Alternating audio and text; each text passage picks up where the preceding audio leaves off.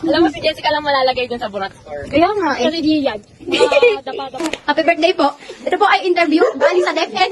Okay, baka magambang tayo dito. Sabihin niyo lamang ang kailangan niyo. Kukupalit kita diyan! Nasa ibabaw pa kita! Harassment! Bababa ka. Aras ka, uwi! Yan, sabay mo, Gilliard.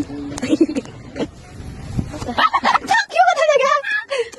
Parang yan na. Lolo ko ng chan mo, parang ka talagang buntis. Tago na kayo, tago na natin, nakikita ka. Ano ba? Let it. Moment of silence yan. Lahat gutom eh. Tumahimik na. First time with friends mo celebrate. Burat! Ay! 3, 2, 1, Burat! Tapos saka ano? Sagot pag